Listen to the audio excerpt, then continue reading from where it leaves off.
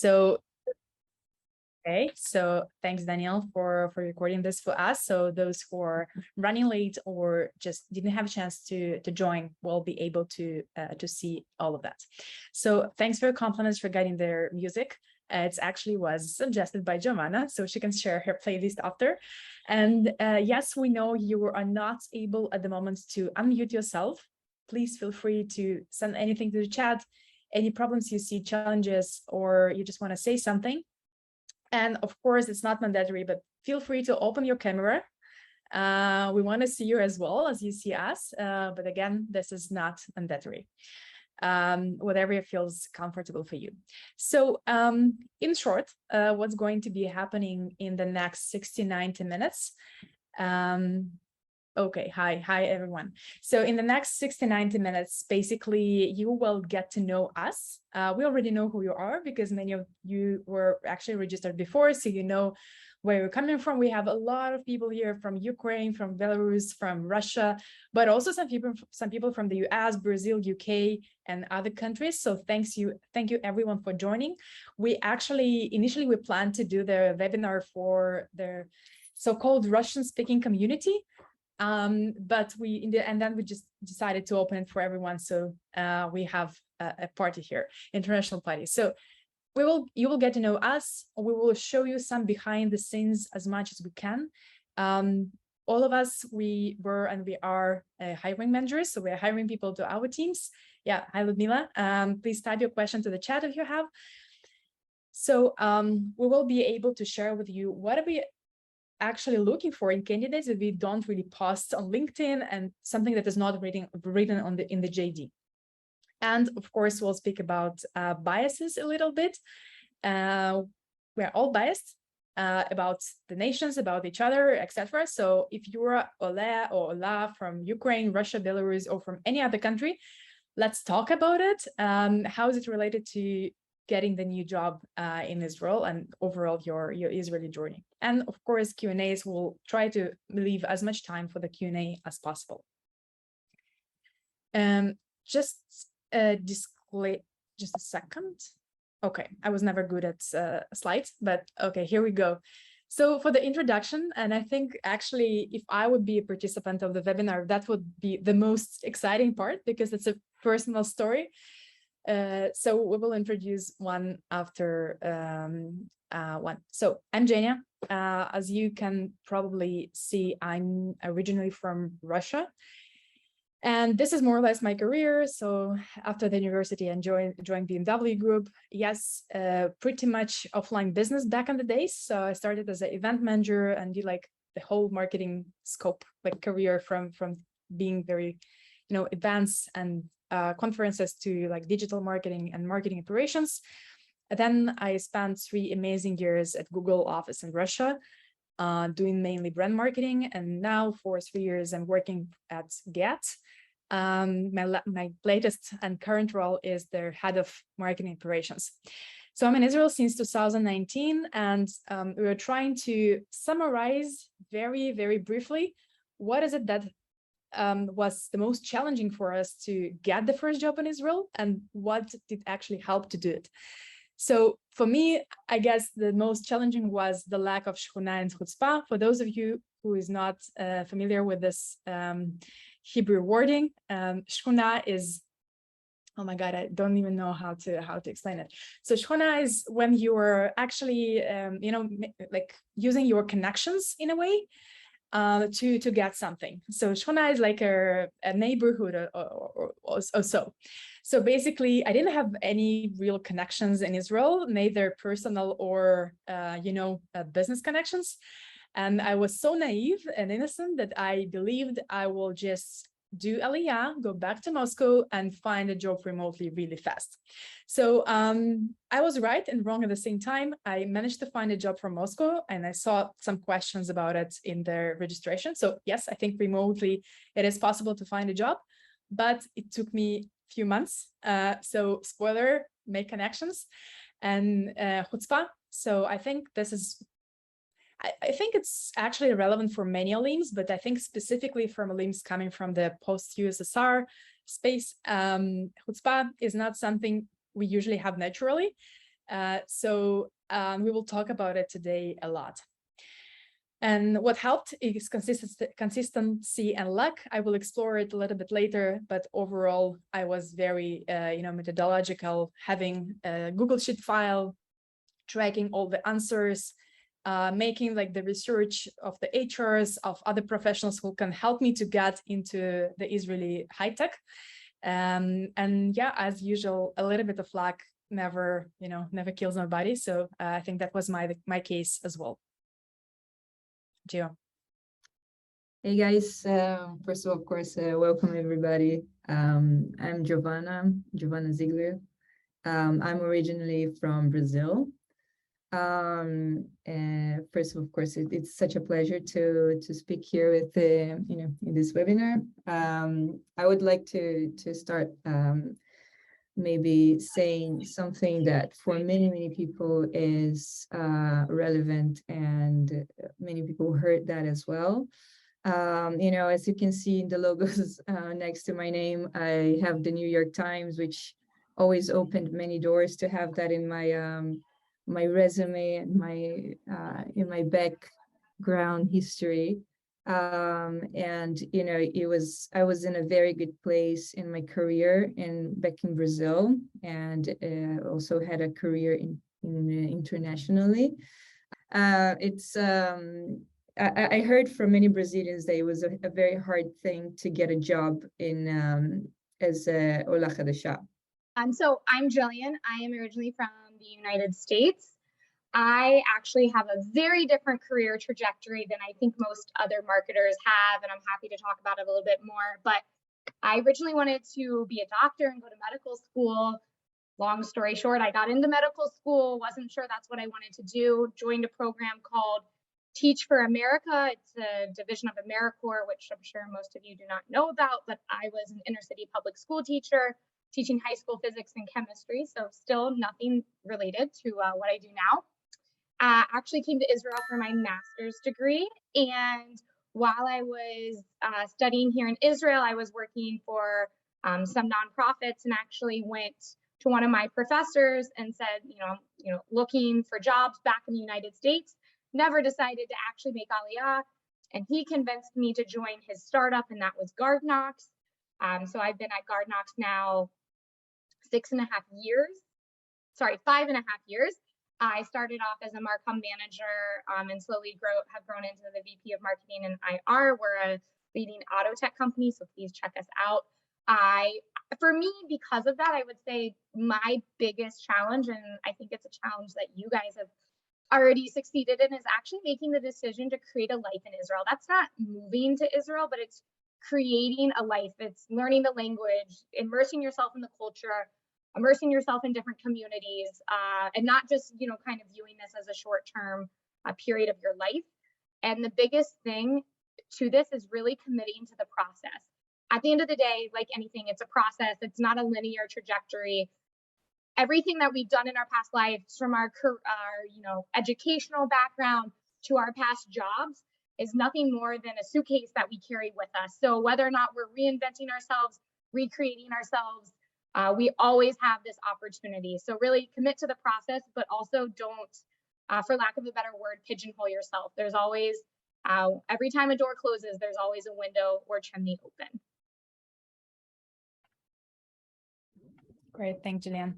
Joe, do you want to add something? You were interrupted. Yeah, should I? No, guys. What I was trying to say before everything was that many people, when I decided to do Aliyah, they asked me to consider many times, because I'm sure it's very hard to find a job here in your area. You have such a good place in your career, and I come to Israel and I find a job after a week, and people are like, how did you do that? Like, which spell did you through? Like, whatever it is, like, were you lucky? And the reason is like, it's very simple. I accept the culture, and I embraced the differences. And I think after the moment when I understand the way the Israelis were thinking and speaking, and instead of judging, I was learning. So for me, it was like very easy to assimilate to this, to how they find a job, how they look, how they see the market, how they see and pursue their, they're willing to do this and to do that. So this is an experience that I share with people, because I know that many people reconsidered, to do Aliyah because, or they even go back because they're trying to repeat the same things that they did in their nation, in their country, without considering that it's not, you need this translation of culture. And that's one of the things I try to pass to people to ask me, like how to find a good job. But of course, I'm going to develop this subject in the next slides. But yeah, thanks, Gia. So a disclaimer, we finally got to it. So we're here in Israel 7, 6, and 3 years. We're coming from a very different background, and when we were discussing like what should be the topic of the webinar, what are specific tips and tricks that we can provide, we actually were arguing a lot in a good way, and so we agreed to disagree. So sometimes you will hear like opposite opinions. That's fine. We're in Israel, so just I think it's also a very good chance to understand what do you want to take as a tip. My recommendation: take everything. And yeah, you can ask us anything at this QR code. I hope you're familiar with Slido. If not, we will also share this QR code after we finish with slides. So in short, you can just enter and like put your question anonymously, or okay, I'm kind of afraid of anonymous here, but anonymously or just openly. We'll try to cover it just to manage it more efficiently. Right. There is just one thing that I would like to add regarding asking questions.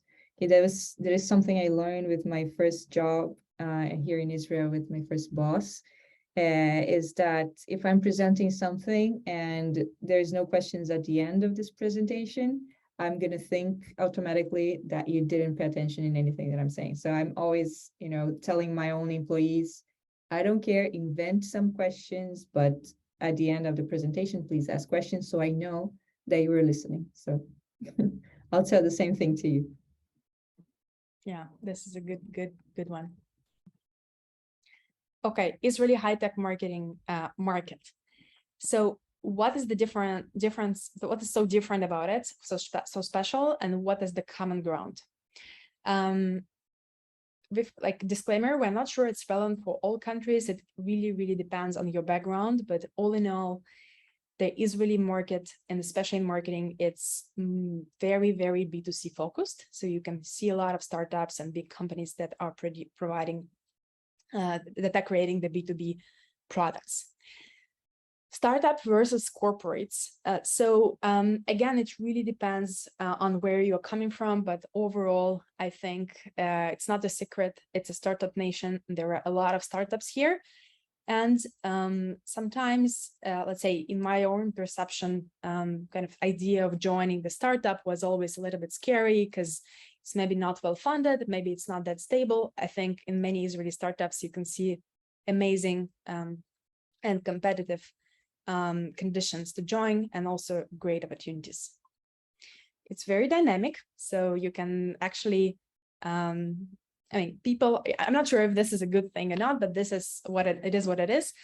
People are changing the companies quite oftenly, and the average time in the role is 1 to 2 years. It's not also only about like migrating from one company to another, but it also changing the roles internally. So it's really dynamic.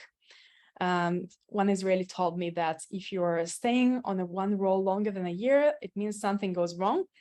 I would not take it as a guidance, but you can need some like opinions like this. So just be aware. It's not always the call to action. Gio, I think you wanted to take this one. Yeah, I actually, because this whole thing of English is a must. We have to always remember, first of all, 2 things. Actually, Israel is a very small country, so our market is usually focused in United States. And I have, I want to be humble when I say perfect English, in a vocabulary manner. I'm sorry. But like, my English is very vast. Like my vocabulary is very vast. My English is very good. But, I have an accent. So it's of course, it took a little bit longer for me to prove myself, and also I had to understand that many times I say things in higher level English and many Israelis won't even understand. So I have to dumb it down. But I don't speak one word in Hebrew, and I've been in a very successful career in Israel. So like of course, please learn Hebrew. It's very important.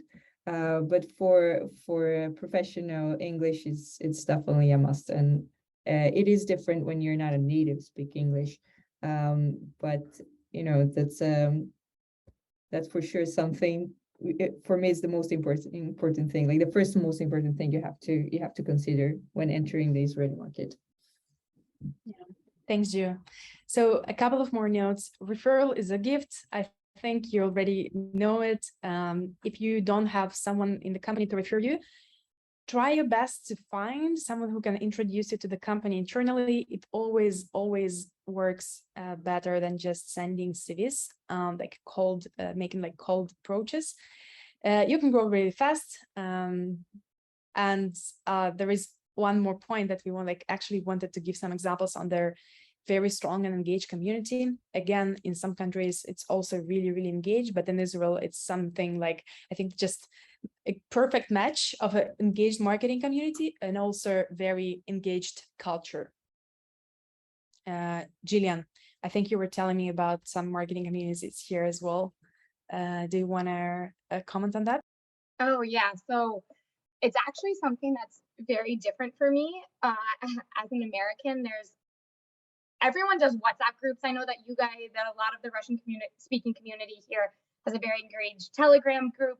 But I am in kind of the tech world, but also the cybersecurity, the automotive world, and also some different services. And so I'm in a lot of different groups. And just to we actually had someone in our community pass away, unfortunately, really suddenly last week. And we had a call preparing for this. And I was just saying how blown away I was by the entire community had come together and building a scholarship fund for this person. And, most people had never actually met her on a personal level, ever had coffee with her, but that's just the power of the community. And I think this is something that I know that we definitely do not have in the United States. I think it's very unique to Israel. There are so many WhatsApp groups and all these different things. I get CDs sent to me in WhatsApp groups 24/7. These WhatsApp groups have 200 plus people. And I just think the community is so strong. I have never seen anything like it. And even with our competitors, I reach out directly to our competitors for things, and it's a much different dynamic than what I'm used to, but I've really learned to lean into it and take advantage of it. Yeah, thanks, Jillian. And the common ground, there are some things that I think you just know by heart coming to Israel. Great professionals are not taken for granted. Everyone needs a great professional in the team. And if you're a great professional, I think it's just a matter of time and effort to get the job you want. Transferable skills, I think for marketing people, it's a great kind of asset. That most of your skills are actually transferable if you do digital marketing, if you do email marketing, if you do even content writing. If you used to do it in English, that's perfectly great, or Hebrew maybe.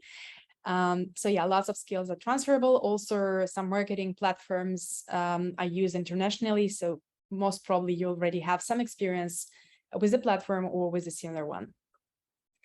We have tons of work in marketing in Israel, very high-paced environment, and at the same time, either we usually need people to join really fast. The interview process can take a very long time. I actually have a different example from Gio. I think she got to work like the first job in a week, but please stay calm. If people are not kind of answering you, we'll cover what to do. But overall, really, this like take your stay calm, and it's fine. If it's fine, it can take a long time to get their answer.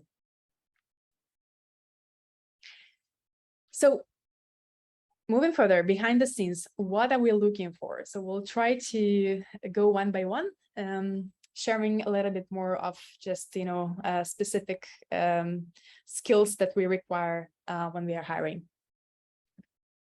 Okay, so this is obviously a little vague because if we're not talking about a specific, job, it's a little different. But in general, and you will get key takeaways at the end of this presentation. At the end of the day, Israel's a really small country. So when in B2B companies specifically, your target market is not in Israel. So like Gio said a lot, the Hebrew is not as big of a deal as the English is. But at the end of the day, what I'm really looking for is someone who can take the global experience. But more than that, my very first impression of you is two things. One is your CV, and number two is your LinkedIn.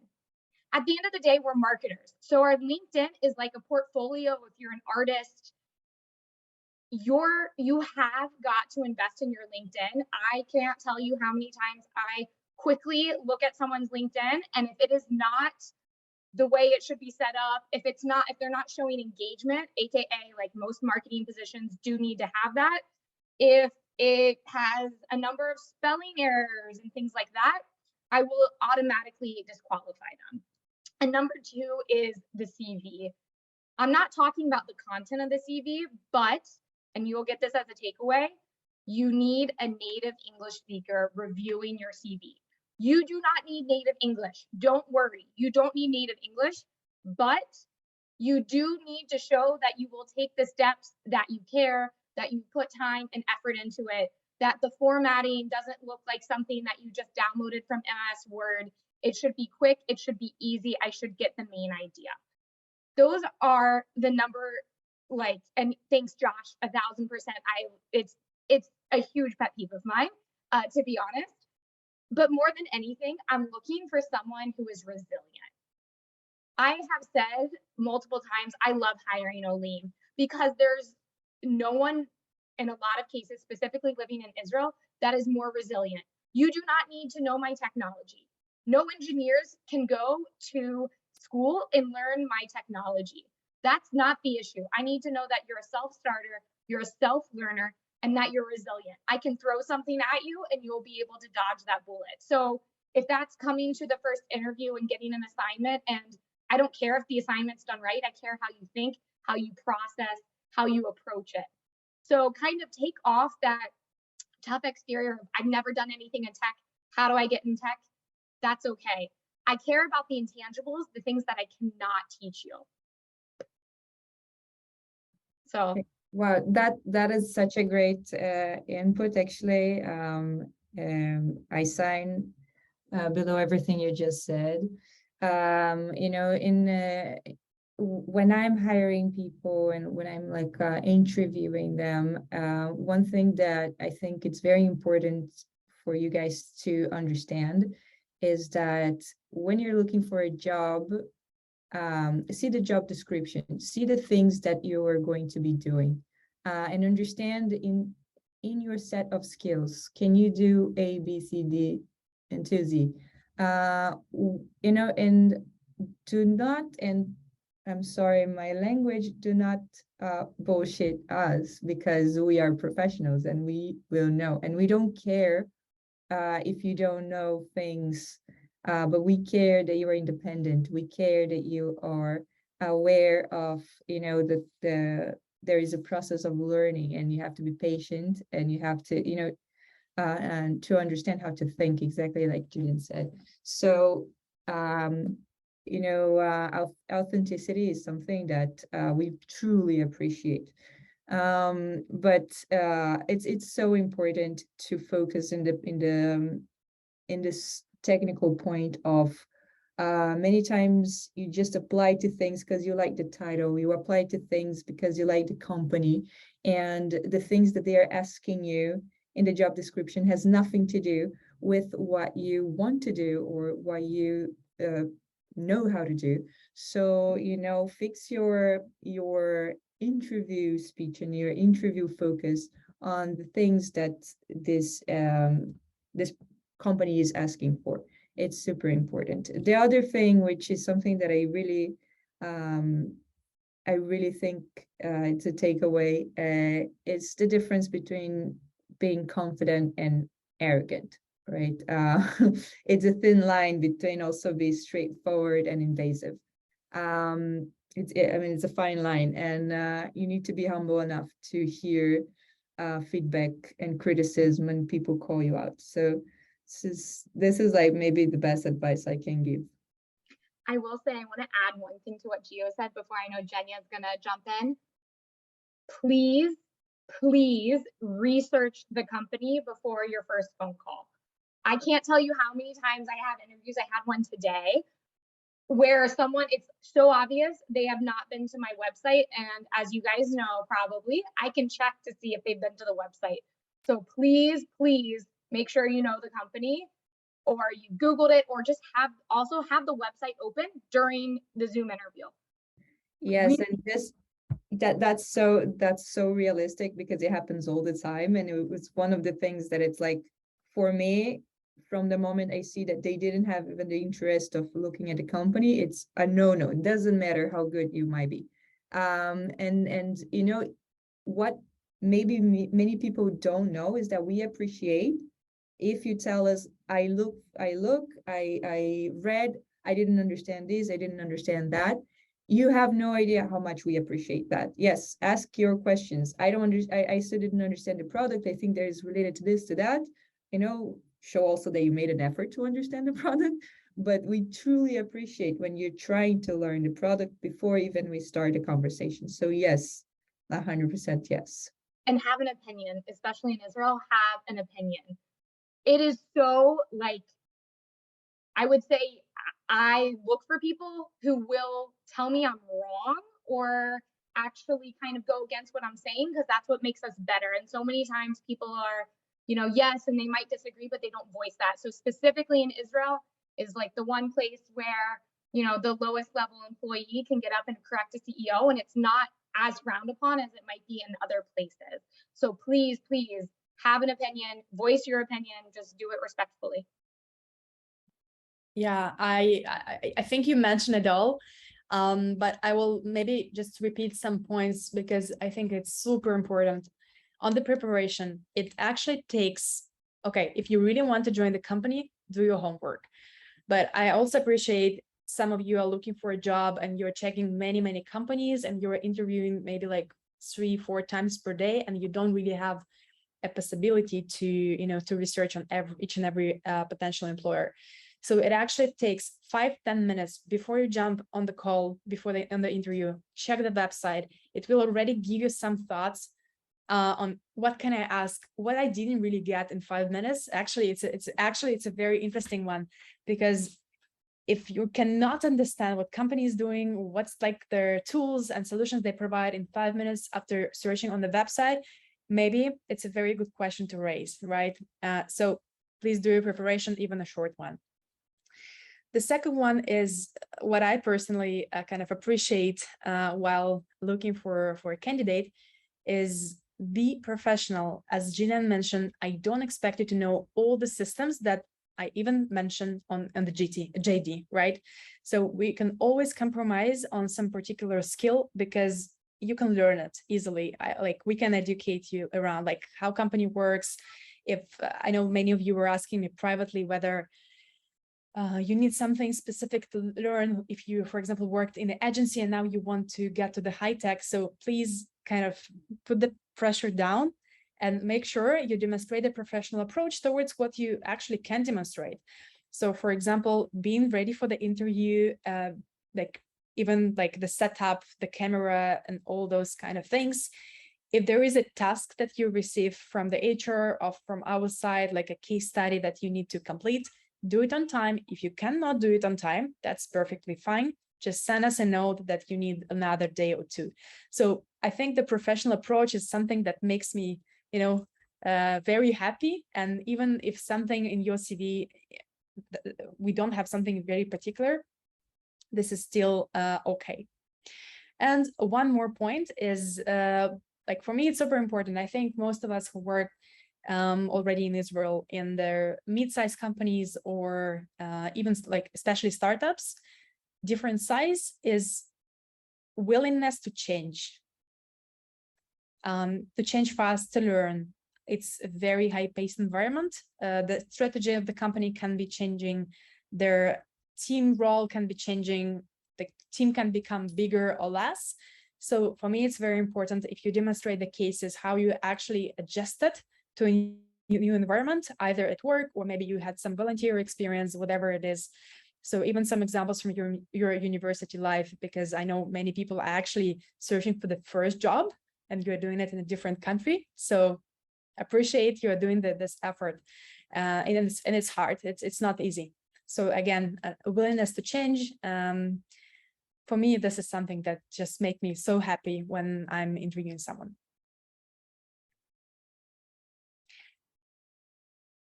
Okay, and just maybe the last, but not the least, that we wanted to highlight, and then we will just start with your questions.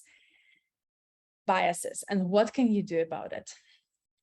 So, okay, this is the very funny one. Gio, I actually love like every song and every meme you suggested the presentation. So every nationality and every group of human beings on some level stereotyped, right? So you're definitely outside, many of you outside of your home country, and definitely people, sometimes they have some stereotypes and biases towards you. So, and I know for many of you, this is a big concern that you have, and sometimes you feel shy or you're trying to, I was actually trying this, I think too much. I was trying to adjust and behave as a local fully, which I think you can fake it to some extent, but not fully. So I think first acknowledge that people are biased is great. And also was a Gio's point, acknowledging that actually you're also biased about Israelis. And Gio, I really want you to give this example of the message that you got on LinkedIn. Oh, okay. So the thing is, we are always commenting in a funny level with all the other olim that Israelis are a little bit rude, a little bit invasive, a little bit too straightforward. The word chutzpah was used here. And recently I received a LinkedIn message saying like, I heard you have connections. I want you to be my mentor. When are you available for coffee? And I'm like, okay, who are you? Hi, nice to meet you. And it was, do you remember where was he from? Jillian? Like, I don't like. I think there's someone from Russia, I think. Yeah, me too. But anyway, he showed a lot of chutzpah, and it was something that we, in Nevo, we commented a lot. And again, I have a few takeaways for this slide because it's honestly my favorite. But about that, be yourself. Like it's very clear when you're trying to. Maybe too hard to assimilate to something that it's not yours, but like also I'm all forward to fake it till you make it. And by the way, I am talking to this person and I'm like much more willing to go and have coffee with him right now after, this whole past. But yeah, that's one of the takeaways. But if I may, I would like to add a few others because I think it's very important. As a Brazilian, of course, because, like we hear many times about Russians, for example, that you must be good at math kind of stereotype. And I always joke that it's a good thing that it's at least useful in the high-tech world, because what the stereotypes of Brazilians are like, we're party people, we're lazy and committed, irresponsible, good at soccer, good at dancing, and that's not very many things we can use in high tech. But I can guarantee that kind of like we create new stereotypes once we are in a work environment. I can tell you for sure that all my friends who worked with me, my colleagues and my bosses, they now think that every Brazilian's like me, and within my qualities that I brought, professionalism, hard work, lean, experience. So like I'm their reference right now as a Brazilian, as well as you guys are going to become a reference, whatever, whatever you go. So keep in mind that even, that the hardest stereotypes, they're changeable, as long as you hold the conversation and you be yourself. So it's a silver lining. Yeah, I definitely agree on that. I think also, like from my perspective, biases work only until people actually met you in person. Once they met you in person, it's actually your responsibility in a way, or your mutual responsibility to break some stereotypes and build the new ones, right, that are related to your personal experience. So I think this is a very good point. If you feel like uncomfortable, or you feel shy, you want to to behave a little bit differently, maybe not natural to the way you are, remember that like you are the person, and when like person meet the person, we only see like each other, right? And all the biases, they go on the background. But also just to note, I think in Israel, it's like a normal thing, a big topic. People can make jokes about cultures, about each other, referring to the country you're coming from, and it's usually totally fine. I don't not recommend you to do it from the day one, right? So you really need to get the humor style, but this is also totally fine if we make jokes on each other based on the nationality, previous nationality. Remember, we're kind of all Israelis here now. That is true. Israelis are much less PC than we are used to it. True. Yeah, so some takeaways, but before that, I really want to go back to the question that I saw in the chat from Dmitry regarding the HRs denying the candidates without any explanation, without no reason, and sometimes you see you're a perfect match, but you're getting no. Any tips? So I will say I saw this, Dimitri, and I'm glad that you actually raised this. Sometimes I will say HR, and this has happened like at my company, HR has automatically rejected someone for like a position on my team without me even being notified. And this definitely like can happen. Things fall through the cracks. Everyone's human. So I always say, if you are rejected, you are always, and you should always ask for feedback, right? So understand, and you should be given feedback on why you weren't a fit. Maybe it's something like very specific that is totally out of your control, or maybe you're going to get some really, really helpful advice. Out of that, you might also, they're going to keep your CV for another position. I think it's really, really important that you ask questions. You also, I can't believe I'm saying this because this drives me crazy sometimes, but let's say there's a marketing position on the GuardKnox website. I also recommend sending, the marketing team, the VP, for instance, in this case, it would be me, a message on LinkedIn. Hey, I applied for your job, this job. I think it's really interesting because of X, Y, and Z.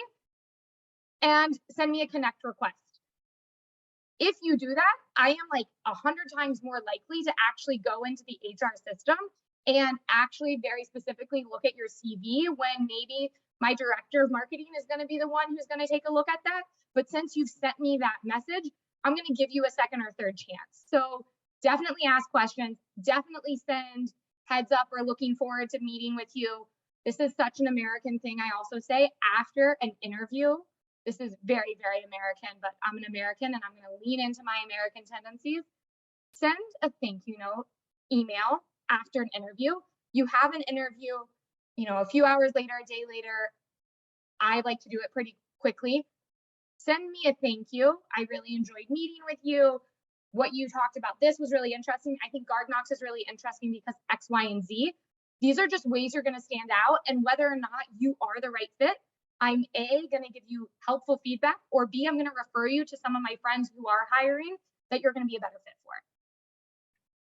Absolutely, you couldn't put this in a better way, and perfectly said. And the only thing that I want to add is that many times, specifically, like I can say only from Brazilians, there is like this ego of like running after something, like I'm not going to send them a message because I don't want to look desperate.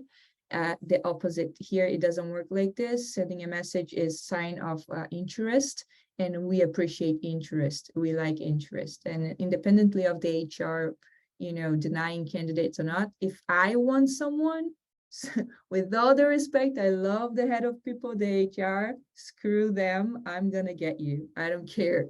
Like, so yes, run after what you want, because we see that as a good thing. It's not a negative, it's a positive point. So Yeah.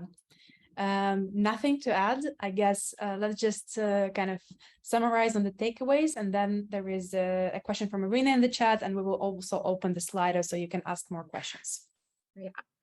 So I think we've touched upon a few of these, but the big takeaways is please have a native English speaker review your CV before you send it out.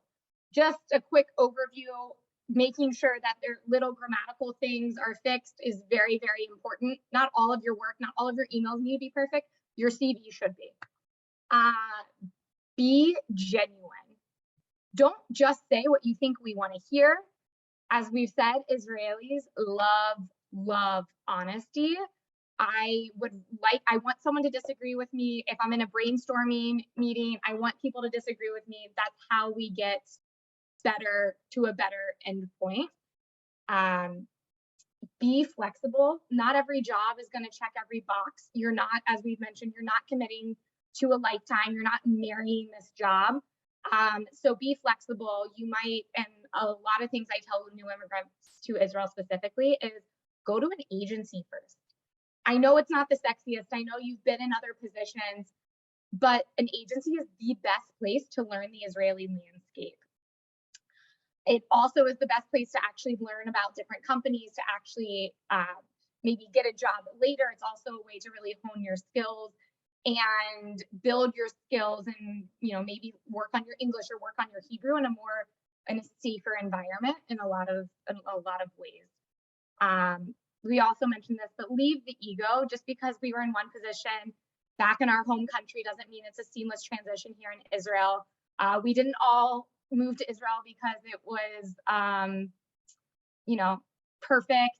Obviously, we say it's the land of milk and honey, but we're realists nowadays. So I definitely think that if we can leave the ego aside and really find the right job, the right fit for us, it will come. Lean into the process, network, ask for help, and be vulnerable.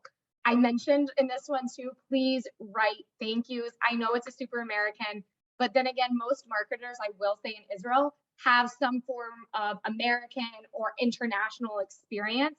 It's very common for American olim to go into marketing roles. So also understand the culture of who you're interviewing with and that team, and lean into it. And we also mentioned this too, but investing your LinkedIn is your profile. At the end of the day, you're a marketer. Obviously, an engineer might not necessarily need to invest in their LinkedIn like we do, but please invest in your LinkedIn. Yeah, maybe just to double down on the leave the ego part.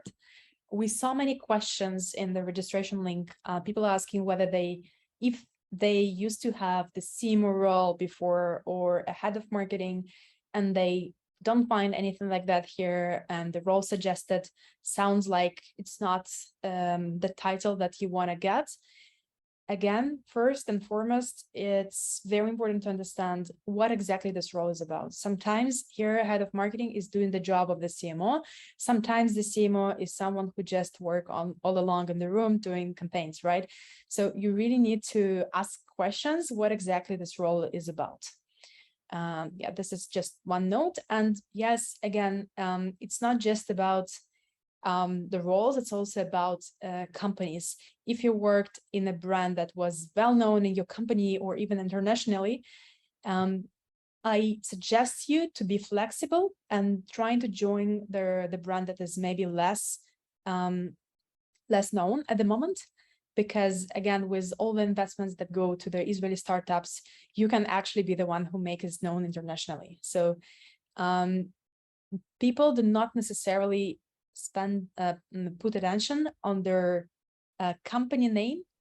I think for me, it was actually also a bias that I used to have, that if I join the company that's, no one knows, then it might be a problem. So it's not going to be a problem. It's also a matter of the experience and also the way that you can pack and sell this experience. But I guess we are marketers here. We should be good at it. Okay, cool. So let me quickly share again, and I do see some other questions in the chat. So let me quickly share the link. Oh, okay, I see already there are some questions here.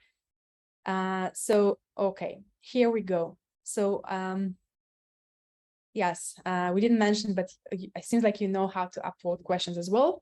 So what is your relation to people who have a hard life balance and don't want to work at the weekend? For example, what happens, some extraordinary cases.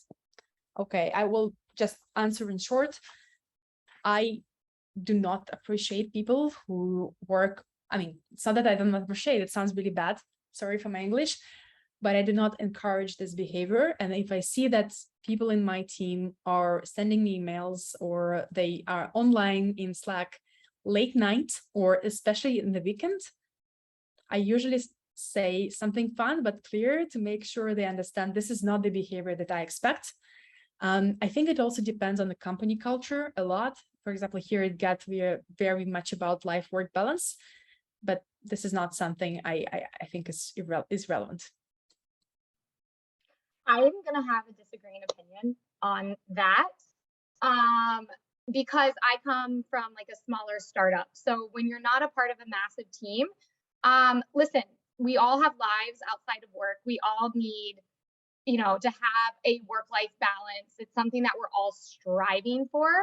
I think the biggest thing is understanding. So with me, with my team, I have an employee who's a father and he picks his kids up twice a week from God, and that's fine. It's in his calendar.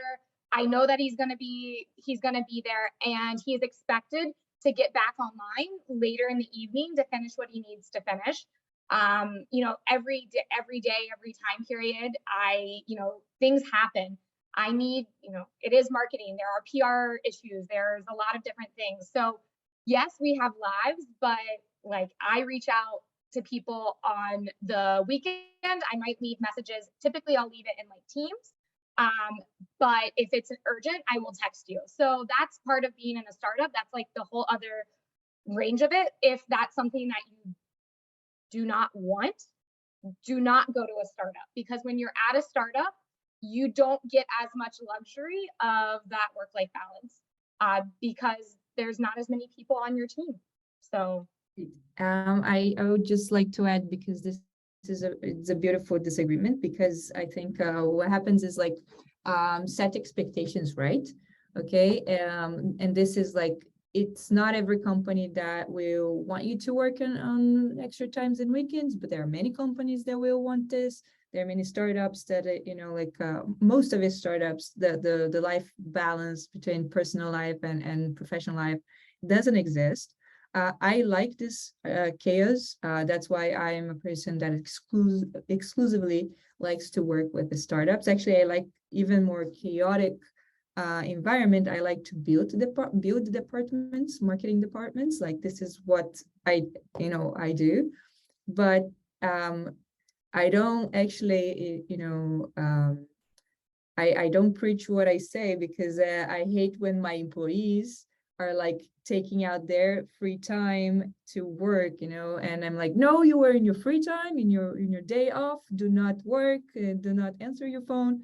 at the same time, I'm a person in my day off, like crazy about work. So, it's just about setting the expectations right. If in the interview process, you say, I don't want to work on the weekends, and the person says like, yeah, but you have to sometimes. Do not pretend that you are okay with something that you're not, because you can find whatever fits best for you. So just that's my takeaway. Yeah, and I will just quickly add to that. It's probably a matter of a different discussion. But once you get the job and you feel like you set the expectation, but you still see your manager knocking on your door in the weekend, it's okay to set boundaries. But again, it's a matter of a different discussion. Okay, great. So we're done with this question.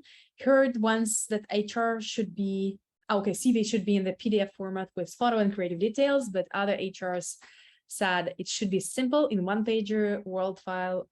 What do you think? Go ahead. Oh, can I answer this, please? Look, I love people that just threw up rules. It's like, no, it has to be this, it has to be that. No, the CV shows a lot about your job and yourself. Okay. My best friend just sent me his CV. He's a very square person with a square job,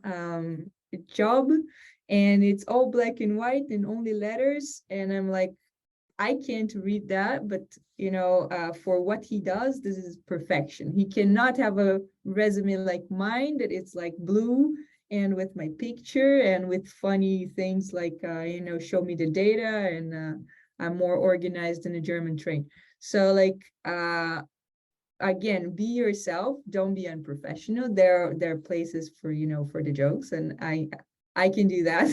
But I conquered the space. But be yourself. This whole thing about it has to be with pictures, it has to be without, it has to be.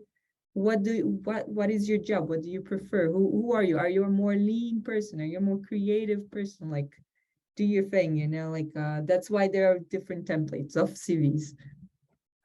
I mean, at the end of the day, as long as your CV communicates what it needs to communicate. Jillian, I think we cannot hear you really well. Can you repeat this? Is it better now? Yeah. At the end of the day, as long as your CV communicates who you are and what you can do, it doesn't matter how it's done. It can be any ways. Just make sure it's not crazy. Like, I do want to see consistency. If you're going to go with one theme, go with the theme, make it organized. Don't make me have to work for the information. But do not get stuck up on exactly if it's PDF, if it's creative, if it's Word.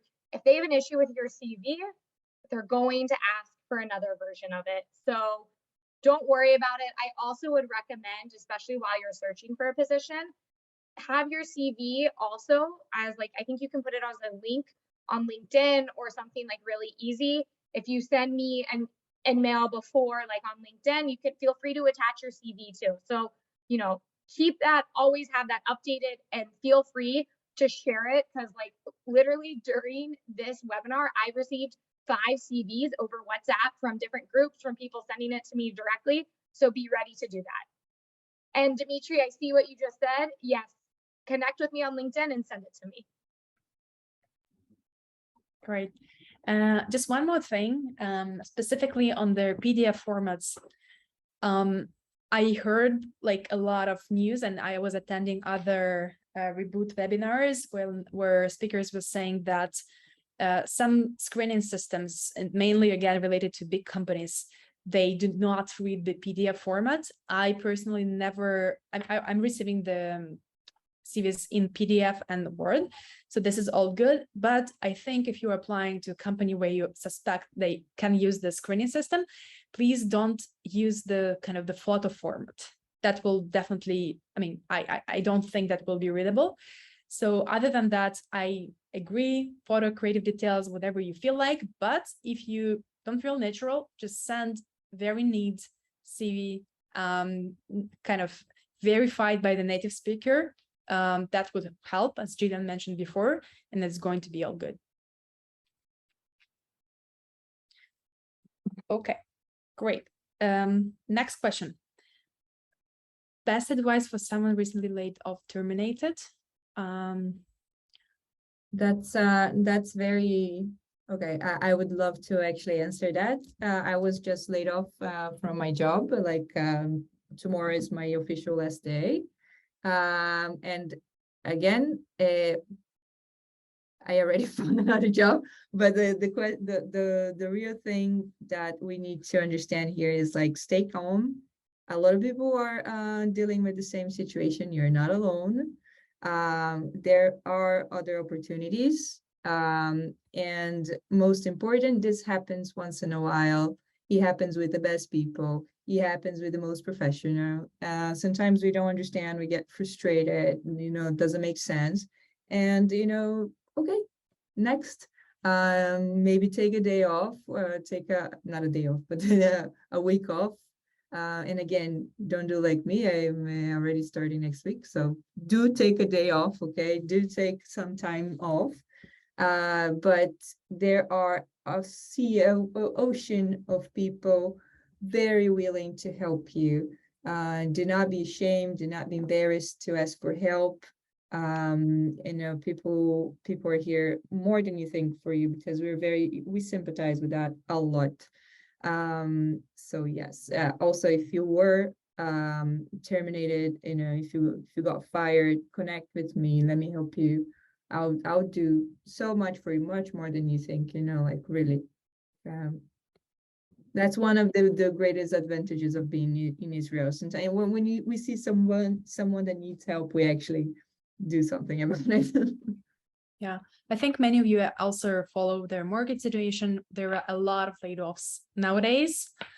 Usually it's nothing personal, really. It's just a matter of optimizing the business. So just don't lose the confidence. But again, I think we should specify the question and understand what exactly, right? So for example, if that was because of some professional skills or you didn't get along with the manager, I think it's also a great opportunity to make some, learnings and understand whether like, how do you apply this experience in your next job? Yeah, I think really to build off of that, don't get too discouraged, obviously, and take your time and really understand what you want, what type of company you want to be at, if you want to be at a startup, if not, but also just breathe and enjoy yourself. That sounds really nice, but also I always recommend taking Udemy or Coursera courses, or LinkedIn has amazing courses while you're looking. Even if you weren't just laid off, just building your skill set makes you even a more competitive applicant. And, all of us sometimes can be really uncomfortable explaining a certain gap in our CV maybe, but if there is a gap and you said, yes, I was looking and I also took these classes to build my skills, it really can tell a very compelling story about who you are as well. Yeah, I see the question here. A lot of questions actually request to check the CV. I think, guys, correct me if I'm wrong, I think we are ready to help as much as we can. We cannot promise 50 CVs per day, but we will leave our contacts on LinkedIn. Please feel free to send to anyone. Jillian, Gio, if you don't want to receive CVs, please raise the flag. But yeah, I think we are welcome to do this. Yeah, that's fine. Okay, great. You said something before, because I see that a lot of people from, for a while, not just from this group, but many other groups, like as me and Jillian are part of Nouveau. We help, we do some mentorship, and people come to us and ask for help. Please just understand something, like respect our time. We are professionals and we are very willing to help, but we are not able to help everybody. Be straightforward, but again, also understand and be humble in a way. And if you invite me for coffee, specifically for a beer better than a coffee, I'm much more willing to say yes, let me help you, than you just like, here's my resume, take a look. I will not. I already will say like no.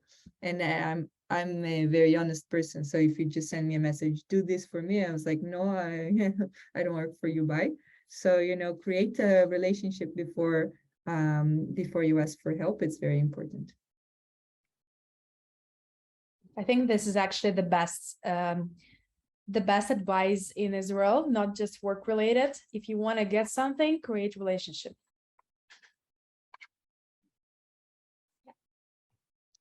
How can we stand out in a job environment that is increasingly competitive?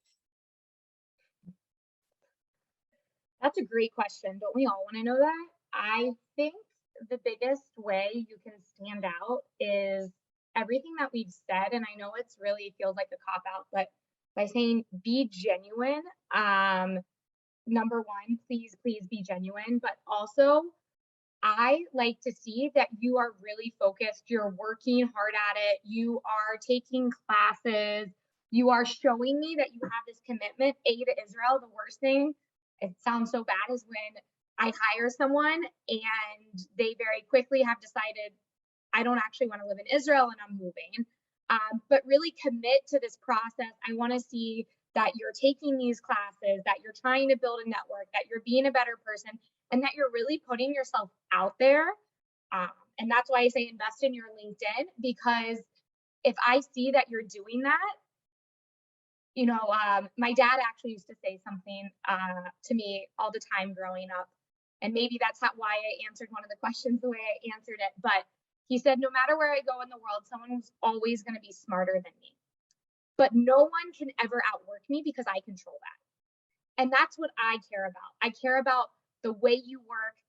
It's not always about working longer. It's about working smarter. And I want to see the way you work, that you can actually commit to this and lean into this. I don't care where you studied, but I care what you can do and what you've done with your life now. And so for me, that's how you stand out.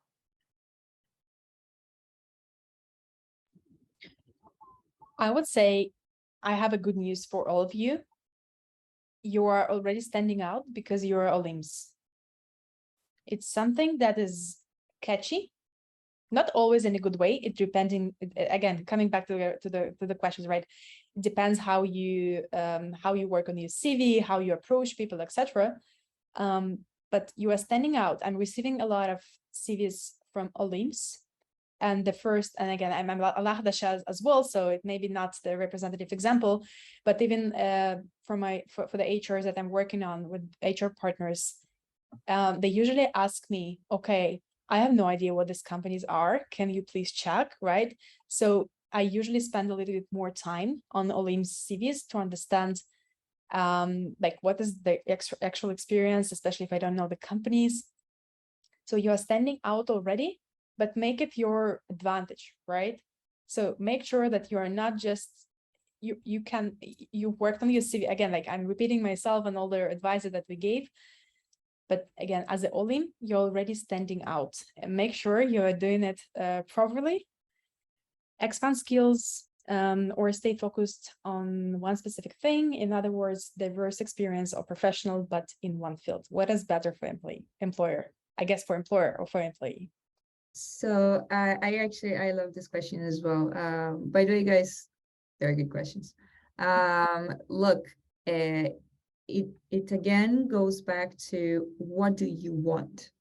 Okay, like what do you like to do? One of the things, and by the way, I'm all forward to always speak about salary and things like numbers.